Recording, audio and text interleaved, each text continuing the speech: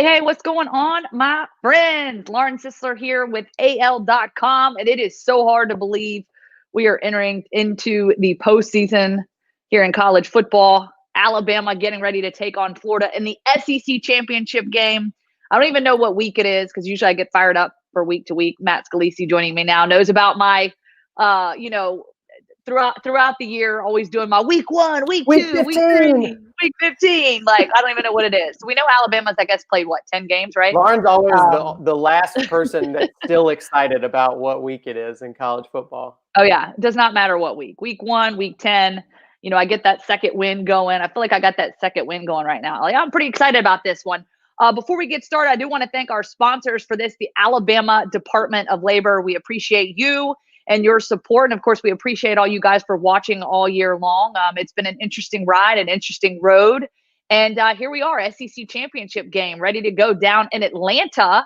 7:00 kickoff tonight on CBS. That's Central Time. And it'll be a fun one, an exciting one, in my opinion, Matt. So let's kind of look at, we'll go down the list here. We'll talk about the offensive side of the football for both teams. We'll flip to the defense. And then I do want to talk about, of course, the Heisman Trophy race. And then the one big headline that we've been hearing on the offensive side of the football, Steve Sarkisian, the offensive coordinator, sources reporting that he will be interviewing for the Auburn job tomorrow, as reported by John Talty and Matt Zenitz of AL.com. So interesting news, lots of things to unpack.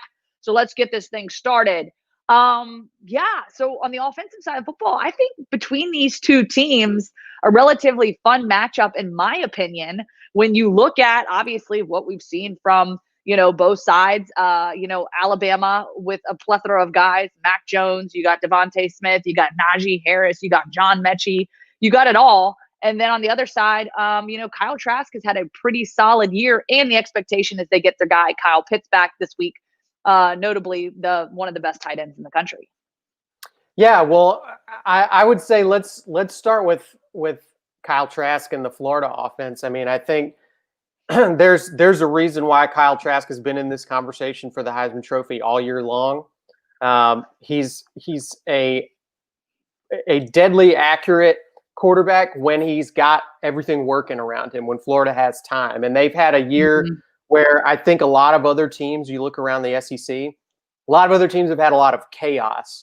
And sometimes it lasted longer for some teams than others in terms of kind of getting all their stuff together. I think we've heard a lot of coaches say that they think the way this season played out really hurt defenses in particular, because it takes a lot of reps and a lot of time to get everybody on the same page and figure out how the defense is supposed to work. And we've seen some offenses, Florida, Alabama, Ole Miss, some others, kind of explode as a result of that.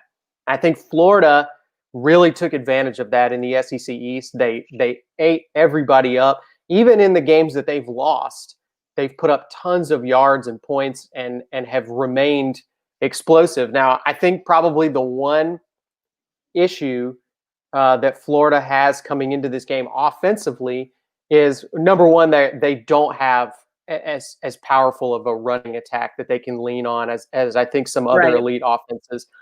But they also, I think we saw last week another one emerge. And I wouldn't necessarily say that Kyle Trask is turnover prone, but he definitely looked like it last week. And we've seen it happen in some other games where he's had some ill-timed turnovers that I think are less the result of just poor form or play, and more so he is a guy who wants to do it all for his team. He wants to will his team to a win. And sometimes you force throws that you probably shouldn't make, that are a little bit poorly thought out. And I think that tends to happen more when the pressure is high. We saw it happen when things were starting to get weird with LSU. There's definitely going to be some high pressure today. Well, and I agree with you. And I think some of those interceptions, obviously 5 on the year, have not been good interceptions. They've been relatively bad. And so I'm with you on that. Punts, you mean? Yeah. I think that every time I think, when you say LSU, I now think of LSU. I just can't get that out of my head. A classic, but we haven't even talked about on here yet. Yeah, we have not. We haven't gotten there. You go. He's ready with it. Our producer's ready with it. Yeah, Shoegate there. Quite interesting. Yeah. So with that being said, It is interesting. Kyle Trask has thrown 40 touchdowns on the season in 10 games, averages 372 yards per game. I think there had been similarities in drawing his numbers to that of the 2019 Heisman Trophy winner and Joe Burrow, the national championship winner. So I think there are some comparisons there as we get into that discussion about the Heisman Trophy race. And I think that that's one thing that's so interesting about this game. And what excites me most about it is you've got Mac Jones, you've got Devontae Smith, you've got Najee Harris. And had Jalen Waddle have not gotten hurt, you'd have Jalen Waddle in the mix. Now, of course, there is the argument that had the two of them been healthy, Devontae Smith and he would have been splitting reps, so it might not have been as even of a playing field or a likely as likely that Devontae and or Jalen Waddle, one or the other, would have won the Heisman. But with that being said, you have that on that side. So in theory, you have three guys competing in that tonight that could certainly show out and show up. And then, of course, Kyle Trask on the other side. And so, I guess I would ask you, Matt, do you think that when you look at the sort of the Heisman Trophy race, do you think that tonight there's no doubt that it's going to be won tonight? It's going to go down tonight, whoever comes out and performs. And you got to know, like, look, I know these guys are all about like team, but at the end of the day, these guys are going into this with like the thought that I got to come out here. They have to know sort of what their barometer is, like what is it going to take for any of those four guys to come out with the Heisman Trophy? What kind of performance do you think it's going to take for Mac Jones, Devontae Smith, Najee, and Kyle Trask to check that box for the Heisman Trophy race? Well, not to disrespect Heisman voters, because I know quite a few of them, and they're all professionals for the most part. But it is kind of an absurdly fickle and silly trophy. I would say in sports, the Heisman Trophy is the silliest thing that we all care about a lot, because it doesn't make any sense. You can give your argument for why you think a certain guy should win the Heisman, but it's just made up. There is no objective criteria to choose a Heisman winner. It really all comes down to who you want to give it to. I don't want to just simply call it a popularity contest, but it kind of is it's one more with timing and coincidence and PR than anything else. It's not a statistical contest. If it was, it'd be real easy to know who's going to win. It comes down to things like today, where at some point today, the person who ends up winning the Heisman probably will A, win the game they're playing in, and B, have some kind of highlight-worthy play that they participate in that is looked at as kind of an important moment in the game. And that's not really even all within that person's control. It comes down to which plays get called. It comes down to what the other team is doing while they're on the field. A lot of it really is luck and coincidence. And, I think it's particularly weird for the two Alabama guys because they most of the time they need each other to make good plays. Yeah, certainly Devontae needs Mac Jones to have a good day today. And right. I think that Mac needs his guy to get open and pull down catches in tough situations. So it'll be really tough to look at one or the other and say, actually, this is the guy who had the better game today. But ultimately, it's going to happen that way. It's going to be the person who does the more impressive thing on camera during the game tonight, basically. And you got to win too, obviously. So right. I would have told you that Devontae which Smith, is kind of crazy if you think about it, because what if Kyle Trask goes out and throws 450. Let's just say he just lights it. He could have the best game tonight and still lose. Of his life, lose the game. That's crazy. It makes me think, as you're sort of like outlining this whole thing, like you remember back in high school, the senior superlatives, when you got voted like senior superlatives, like the different categories. And it really is kind of like what did you get, Lauren? Did you get best dancer? I don't even want to tell you because it's going to sound very braggadocious, but I won 7 senior superlatives. So you were that person who was in every photo? Yeah, but you're the reason why they had to make a rule that you can only win one award. Like, Yeah. I mean, Yeah. so it's funny because at my high school, it was single A. So we had single A, double A, triple A. So we were very small, like, 100 kids. But I was like the most fun to be around. I did win best laugh, y'all. Michael Costa Grande, wah, wah. Like, you love that. People hate my laugh. Some people love it, but some people hate it. Anyways, It's an acquired I had taste. it's an acquired taste. Yes, Yeah. I'm very loud and obnoxious, y'all. But anyways, yeah. So I hate to even bring that up but whatever. I made you bring it up. So Did you win any? I got most likely to be president in high school, Lauren. So we see That's how that awesome. worked out. Yeah. That's awesome. I love it. I love it. That's good stuff. Yeah. So, I mean, it is interesting and it'll be fun to see. I will tell you real quick before we move to the defensive side of football, if there's a number that you can pinpoint, I'm kind of going down the list. I think Mac Jones. I mean, I think for either quarterback, the 400 plus mark obviously is huge. I'd like to see Devontae Smith in that 150 range again. It might be really hard to do against this team, but if Alabama can go out and have a field day on the offensive side of the football, it'll be fun to watch. And then of course Najee Harris is kind of been floating around that 100 mark as of late, coming on strong. So if he can float past that and have himself a day, maybe we'll see him turn the tide as well. Well, I think it's interesting for you to bring that up, particularly because even though I think that Mac Jones and Devontae Smith and Kyle Trask are kind of the focus of attention coming into today. Yeah.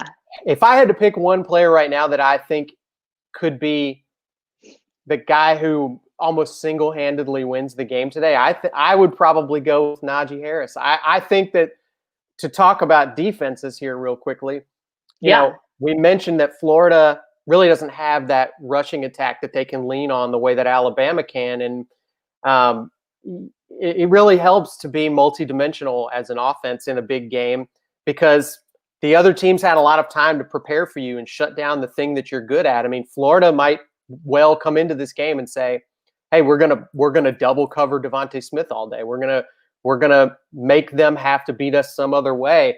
And that's not a bet that you want to make right now against Alabama, because they have Najee Harris and they have one of the best offensive lines in college football. And I think in particular that's a good thing for Alabama, because Florida's defense has been particularly susceptible to the run game. I think that it's been a weakness for them all year. LSU was able to get big chunks of yardage and really move the ball effectively on the ground last week. Texas A&M absolutely exploded in the second half of their game against Florida. It's really why Texas A&M beat Florida. It's because Florida just could not stop them on the ground. And I think that is a troubling problem to have as a team when you are going up against this Alabama team, because again, they can beat you through the air, and they've been so good at it all year. But we've seen this Alabama team really take over games on the ground. And I think last week too, they showed that it's not just Najee Harris. I mean, we suddenly had Brian Robinson had the best game of his career last week. We've seen Jace McClellan, the true freshman, start to emerge as what looks like a really dangerous playmaker. I mean, he started to remind me in some of these last few games. He reminds me of freshman year Derrick Henry, where you almost never saw him. He almost never got onto the field as a true freshman. And Alabama fans were so frustrated about it and wanted to see more of him. And almost every time he touched the ball his freshman season, he scored. He would reel off some long run. And to me, that's what Jace McClellan's starting to look like. Mm-hmm. He's getting hot late. And if this Alabama team goes from being a dominant rushing attack with Najee Harris kind of leading the way and being a one-man show, to suddenly being this committee with Najee Harris and two other guys that can hurt you, I would say that's pretty terrifying if you're another team.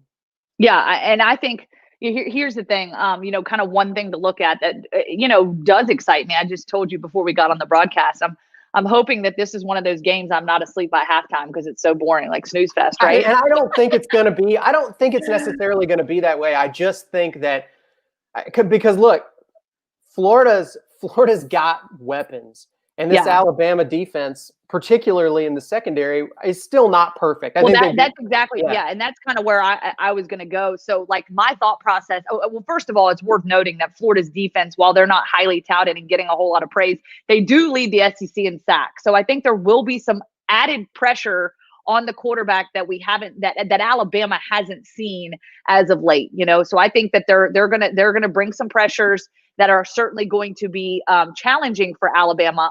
But the secondary, as you mentioned, they haven't really been pushed hard really since the Texas A&M game. We talked about that a little bit, and then of course Ole Miss. So that was that I guess in those two games they allowed over 325, 330 yards in both of those games, and so that was kind of the last time the secondary was really pushed. We've seen the secondary certainly improve quite a bit, obviously defensively.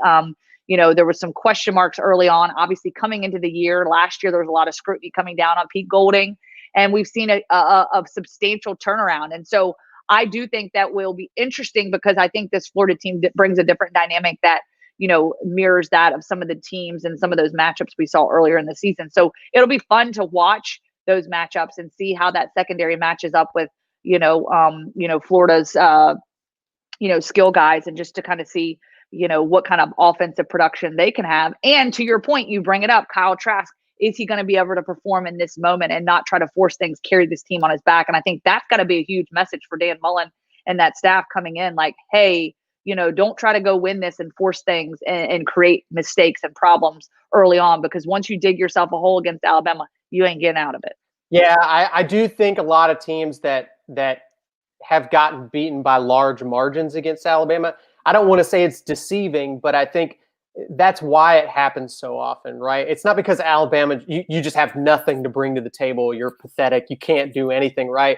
It's that you have to play differently once you're down 2 touchdowns to Alabama. And that can happen so fast, right? I mean, that can Right. be 5 minutes of clock time in a game. And suddenly your whole game plan's out the window. You can't do any of the stuff that you are more comfortable doing. And I think that's why so many teams end up losing to Alabama by such wide margins.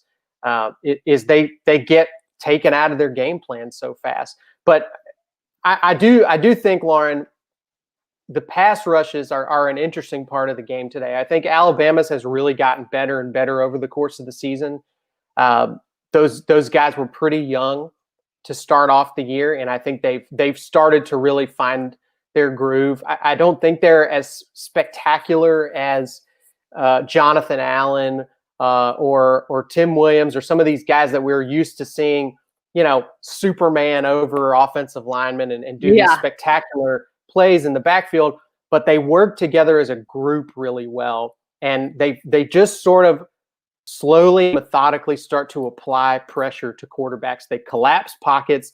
They're pretty good at not letting quarterbacks escape and make big plays against them for the most part. So I think they're sort of workmanlike. And I think on the other side, you have Florida, which is a very different vibe. Their pass rush is super aggressive. Todd Grantham, their defensive coordinator, is kind of known for being this big risk taker. They'll throw everything at you, and sometimes they get burned for it. And they got burned several times last week by LSU doing that. But they're willing to take a chance, and they're willing to come after you. And Mac Jones is going to have to make some throws and find some open guys when he knows 100% he's about to get hit. So it's definitely Florida can definitely take Alabama out of their comfort zone and keep this game competitive pretty far into it. I just think Alabama has, in the end, so many people are going to pick Alabama in this game because Alabama has too many answers that they can fall back on if something's not working for them. Yeah, definitely. All right, before we wrap this thing up, Matt, I want to ask you, go back to what we talked about off the top. Steve Sarkisian expected to be interviewing for the Auburn job, as reported by John Talty and Matt Zenitz of AL.com. He's expected to interview for the job after this weekend's game. That's what sources told AL.com. Would just be curious to get your thoughts on that, how that plays into all of this. Obviously, the rumors are swirling, the information's out there, and it's obviously something that was talked about before this news even came out, that he would be considered a pretty likely candidate. And I'd just like to get your thoughts, because there's still some kind of tug of war as to, not only, I guess one thing is who Auburn wants to go after, and then the fan base, kind of has this sort of split idea on what they perceive to be a good get and not a good get. So just wanted to get your thoughts on that before we wrap. Well, you knew Auburn wasn't just gonna to stay quiet throughout the rest of the offseason. It's become kind of a common occurrence for Alabama, I think, to have their assistant coaches interviewing for jobs as they're playing through the postseason. Doesn't mean that Nick Saban likes it. Doesn't mean that it's not disruptive, but it's become pretty regular, and I think they at least are prepared for how to handle it. In this case, I don't really think there's a lot of disruption happening because from what we've been told, and from what John Talty and Matt Zenitz have reported, it sounds like Steve Sarkisian made it pretty clear that he really didn't want to have any conversations about potential job openings until after this game was finished. He didn't want to be thinking about it at all this week. No contact, no confirmation, or no conversation about it. This is truly a situation where I think he told his agent, look, tell him I'll talk to him when the game's over. And I think that's why it's happening the way it's happening. Now, we know that from reporting elsewhere, it sounds like there's going to be multiple other candidates that will be interviewed for the job. So I don't think this is necessarily a case where Auburn's saying, Steve Sarkisian's our guy. We're gonna offer him everything we can. And we're going to, make a big push for him. I think this is more a situation where Auburn really is still trying to look for potential candidates and decide if there's anybody they want to go after. And we know that Kevin Steele, who's already on campus, is one of those candidates. But I think they're sort of in the process of seeing, is there somebody else after we do an interview, do some research that we think we might be more interested in and might want to make an offer to. I think they're trying their best to identify multiple different options before they sort of make a decision and try to go with it. Yeah, definitely. Will be interesting to kind of see how things unfold. Obviously, Sarkisian has done an outstanding job as his return to Alabama, and this is kind of the way of the world. Nick Saban has been known to get guys, develop them, send them on their way, having to recruit and reload constantly. Well, the same thing for the coaching staff. We've seen that quite a bit. Some people kind of joke and call it the internship program, the Nick Saban internship program. Well, he does a darn good job of it. So certainly will be interesting to see how that unfolds. And of course, we at AL.com will have the latest on that as news becomes available to us. And again, we will look forward to this game, 7:00 kick time, CBS. Looking forward to a SEC Championship 2020. We finally made it. We have arrived. And, of course, we'll check in with you guys post-game as soon as the game's over to break things down and to discuss sort of where things are at heading into what will be the selection show or, selection show tomorrow to discuss what the postseason looks like.